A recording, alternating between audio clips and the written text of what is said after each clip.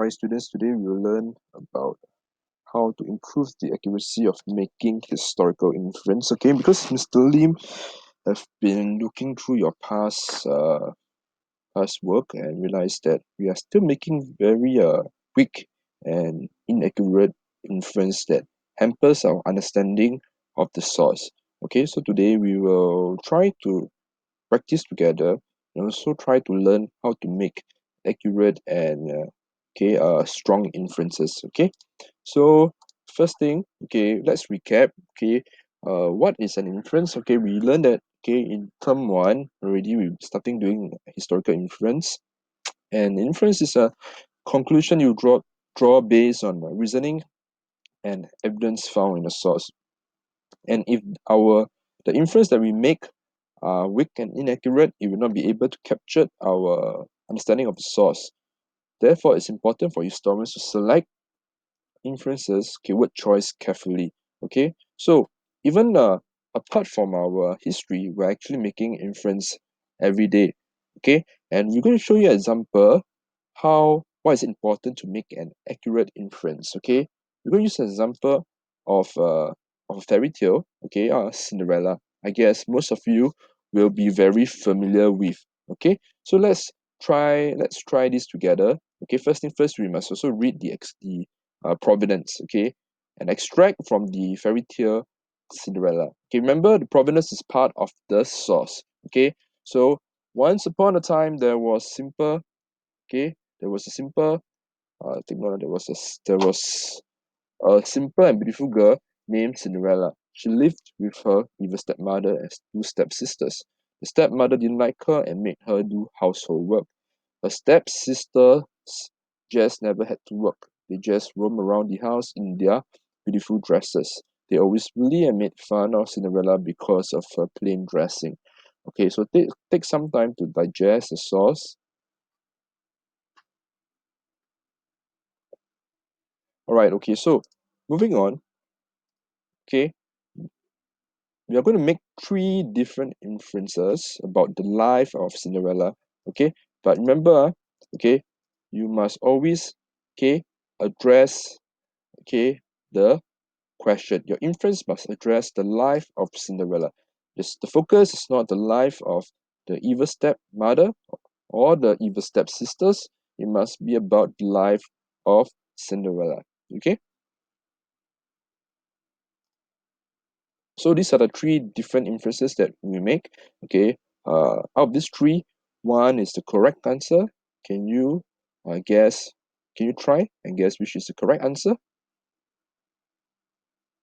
Okay, let's look at the wrong answer first. Okay, so first thing first. Okay, the first one, I can infer Cinderella led a cruel life. Again, in this instance, we don't accept cruel. Okay, why? To be cruel is to cause pain. And from the source, and also even from our contextual knowledge about the fairy tale about Cinderella, we know that Cinderella did not cause pain to anybody, and rather, okay, the evil stepmother and stepsisters were responsible for causing suffering to Cinderella. So cruel doesn't accurately capture, okay, the life of Cinderella. So to say that she led a cruel life will not be accurate.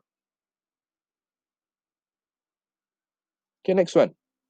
Okay, option number three. I can infer Cinderella led a bad life. Again, we have been saying, going through this many times. Bad, good, okay. These are words that are vague and unclear. It doesn't tell you anything about the life of Cinderella. It is very superficial. It's very surface level. And at this level, secondary one, doing history, we must start using appropriate words. Okay, bad and good is a very weak inferences, right?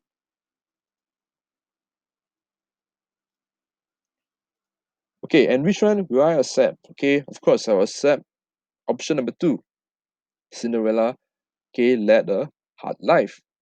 Okay, I will accept words like hard or difficult or harsh life because these are words that accurately represent Cinderella's life as she was treated unfairly by her stepmother and her stepsisters. Okay, so hard life. Okay, we learned that she, first thing first, from the passage, that she was made to do all the household work, and also she was always made fun of by her two stepsisters. So we know that Cinderella was treated unfairly, and therefore she led a hard life. Okay, and next thing first, okay, we must also learn how to quote, okay, the correct and relevant evidence from the source. Okay, we cannot anyhow choose any lines from the source to support our inference. Rather, we must read the source carefully and select the relevant evidence to support our inference. For example, we do not quote, okay, once upon a time there was a simple and beautiful girl named Cinderella, okay, because it doesn't offer you any hint about Cinderella leading a difficult or hard life. Okay, so there are two very important key pieces of evidences. Okay, the first one I really underlined and wrote it in red. Okay, that the stepmother didn't like her and made her, in this instance, referring to Cinderella, do household work. Okay, so uh, the just because the stepmother didn't like her, okay, Cinderella was made to do all the household work, so she was treated unfairly by her stepmother. Okay, and again, also we see how her stepsisters, okay, always bully and made fun of Cinderella because of her plain dressing. So ask yourself, just because Cinderella doesn't trace that dress as well as her sisters, is it fair for her to be bullied and made fun of by her two stepsisters? So two these two evidences tells us that Cinderella was treated unfairly in the family. So you can just start by writing down this is supported by, quote the source directly, quote this line directly in your answer to support your earlier inference that Cinderella led a hard life. Okay, and again, I was saying, okay, we have to read the source carefully. You cannot select any evidence, but we must select the relevant evidence. Okay, this line, she lived with her evil stepmother and two stepsisters. Okay, we cannot accept this because it is not sufficient enough to tell you that Cinderella led a difficult life. Okay, so what if she lived with her evil stepmother? It doesn't tell you anything else. So this is not rich enough and sufficient enough to support your earlier inference that she led a difficult life. So this will not be accepted as part of your answer. Okay, you will be marked, you will be penalized if you write this down. Okay, you want to be accepted.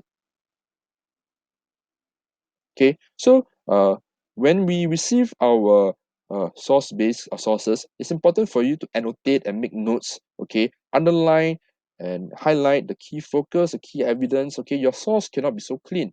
All right, it's all right to just take some time to read and annotate the source. Okay, underline, for example, what I did here. Underline two key lines that tell you that Cinderella led a difficult life. Okay, and annotate it and make notes beside your sources. Okay, it's okay if you can use a pen and pencil to just write notes beside your sources. Okay, don't be too quick to jump to conclusion because it will affect your reading of the source.